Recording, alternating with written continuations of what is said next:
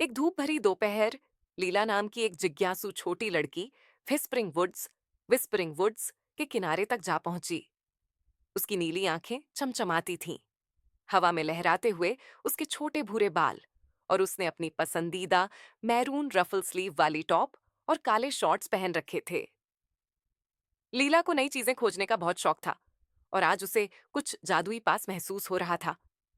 जैसे ही वह जंगल में और अंदर गई, उसकी नजर एक हल्की चमक पर पड़ी। वह तारे की तरह टिमटिमा रही थी और काई के बिस्तर के ऊपर तैर रही थी। लीला झुक गई और हैरानी से देखने लगी। एक नन्ही परी अपने चमकदार पंखों के साथ उसके सामने उड़ रही थी। नमस्ते, परी ने झंकार जैसी आवाज में कहा। मैं थिसिल हूं। तुम्हारा नाम क्या है?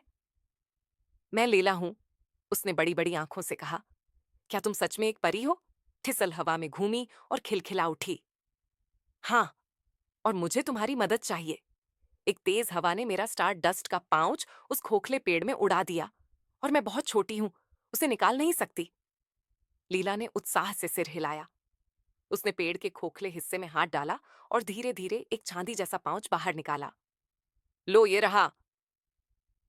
ओह, बहुत बहुत धन्यवाद प्यारी लीला, ठिसल ने कहा, और थोड़ा सा स्टार डस्ट लीला की हथेली में छिड़का। वह चमकने लगा। अब तुम एक दिन के लिए जंगल के जानवरों से बात कर सकती हो। लीला की आंखें चमक उठीं। सच में? ये तो कमाल है, ठिसल ने आंख मारी। अब तुम जंगल की सच्ची मित्र हो। ग्लिटर की एक चमकीली लहर के साथ ठिसल उड़ गई, और लीला अपने हाथ में जादुई धूल और दिल में हैरत लिए खड़ी रह गई। उस दिन लीला ने पक्षियों, गिलहरियों, यहां तक कि एक शर्मीले हिरन से भी बात की। वह खूब हंसी, खेली और वापस आने का वादा किया।